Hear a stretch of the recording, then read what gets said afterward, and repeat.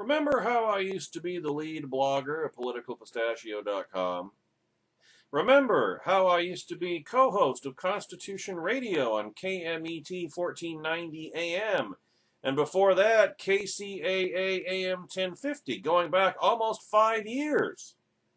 Remember the 7-year broadcasting relationship between myself and the erstwhile Mr. Constitution, Douglas V. Gibbs?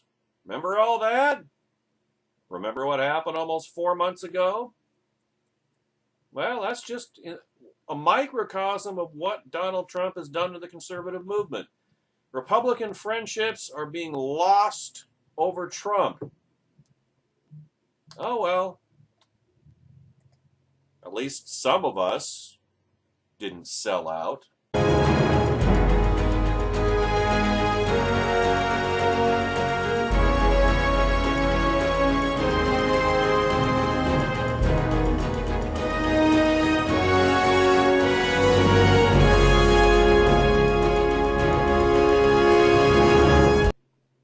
You could call this the origin story of your conservative Ronin, yours truly.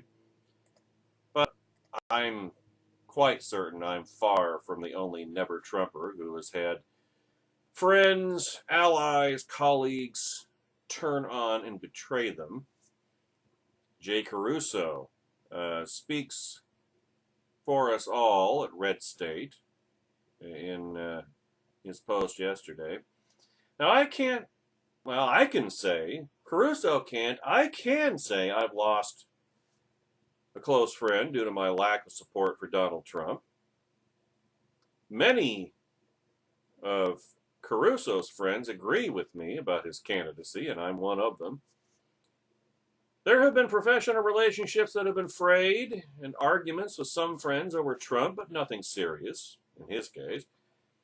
There are, however, deep divisions among some people, particularly with organizations, elected officials, party people, and others who have jumped aboard the Trump train. Come on! Nice and easy! Don't look down! That's it! You're doing fine!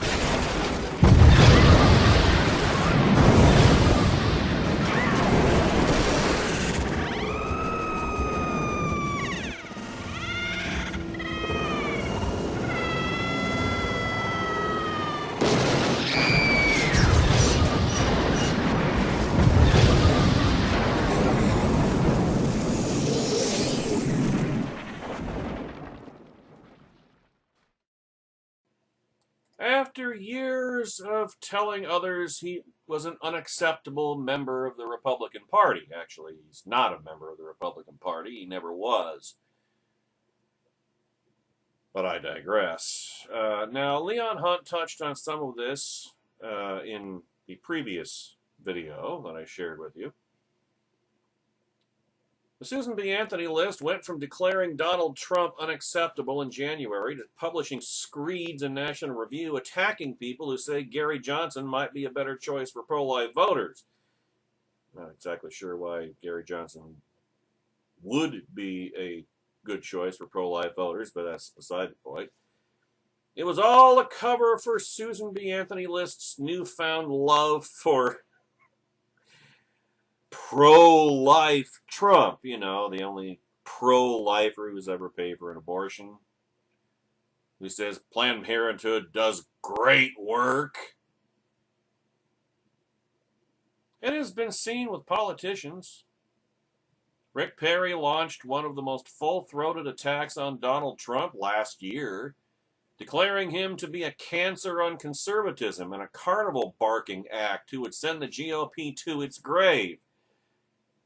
Back then, Rick Perry was absolutely correct.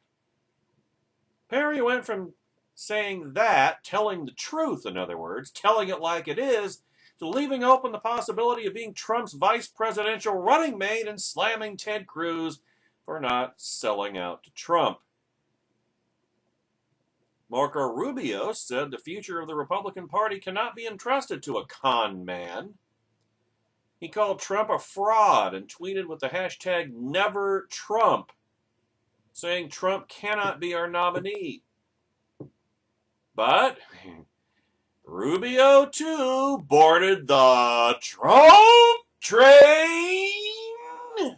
Come on! Nice and easy! Don't look down! That's it! You're doing fine!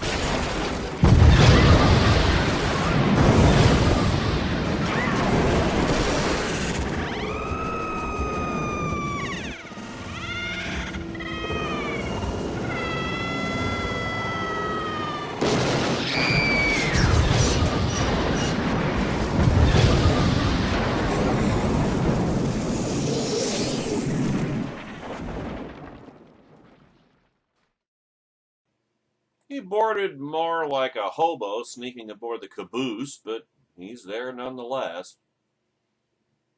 The Hill has detailed more on all of this. Quote, a few months ago, Matt Schlapp, the former White House political director under President George W. Bush, walked into a cocktail party and tried to join a conversation with Republican consultants he has known for years. The conversation quickly ended. Schlapp, the chairman of the nation's oldest conservative grassroots organization, told The Hill in a recent interview, everyone looked down at their expensive loafers. I hadn't had that happen to me in a professional setting before, he added. It's one of those moments when you wonder, hey, do I have something on my face?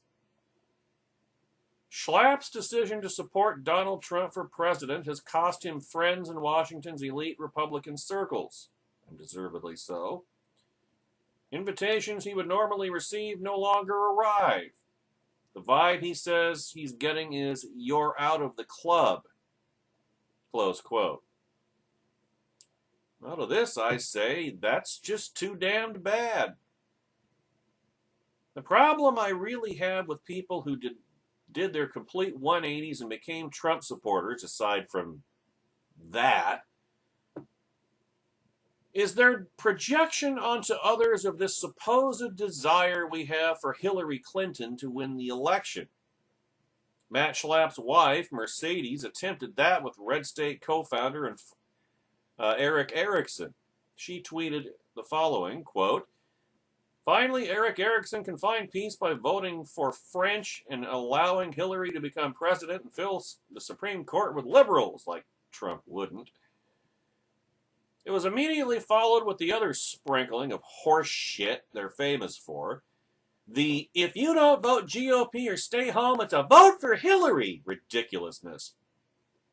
You would think intelligent people would be able to figure out, just from simple arithmetic, that no vote for Trump or abstaining is a wash and is not actionable on behalf of Hillary Clinton. You'd also think that principles would still matter to these people, seeing as how they were among the biggest shriekers about how the so-called GOP establishment, which is now Donald Trump's personal gerbil herd, supposedly didn't fight for conservative principles. And now here are the same people selling out to Donald Trump, the New York liberal con man. Trump cannot close the deal with people, and that is on him for obvious reasons. For so many of us, the future of the GOP and the country is more important than lining up with the party for unity as it goes stampeding off a cliff. Further down on the Hill article, it gets to an absolutely laughable assertion from Georgia Senator David Perdue. Quote, Senator David Perdue, among the most full-throated Trumplicans on Capitol Hill, says the positive reactions he gets in his home state of Georgia are unrecognizable from what he hears inside the Beltway. 3 cheers for the Beltway. Perdue hasn't lost any Washington friendships over Trump, mainly because he was never close to many of the Trump rejectors in the first place. It says what a conservative David Perdue isn't. He believes many veteran Republicans in D.C. can't relate to political outsiders because they're incompetent and unqualified and don't belong in Washington, D.C. Therefore, anybody who's in the Republican caucus here that's pulling for Trump is a little bit seen as askew, which they are. And the reason is he's not a Washington. No, the reason is he's a Manhattan liberal who has spent more time over the past year attacking Republicans and sounding like a Democrat when he's not busy demagoguing immigrants. The notion these beliefs about Trump are limited to inside the Beltway hacks is poppycock. If Senator Perdue would like, perhaps, when he's back in Georgia, he can get together with some never-Trump constituents who feel about Trump the same way that we do, and we'll discuss why he's a lousy choice to lead the nation. Do you think that Senator Perdue would be willing to listen to that conversation? I doubt it. Or in other words, would Senator Perdue be willing to listen to true conservatives who can look beyond the next election to see the big picture and what Donald Trump has done to this party and this movement on behalf of the left and Hillary Clinton? Again, not likely. If a person's moral backbone is so weak, it is best that the best they can do is say, Trump is the nominee, therefore I must support him. Then how can they possibly be trusted to engage in any kind of important political fight battle down the road? What good does it do? What purpose does it serve to fight if you've forgotten, or more to the point, abandoned everything that you once purported to be fighting for? If they roll over and play dead for a con man who has never expressed a conservative thought in his life, plays footsie with Russian thugs, and speaks more of what he alone, hello, aspiring authoritarian dictator, will do rather than upholding constitutional principles, Douglas V. Gibbs, then what good are they and what good are you?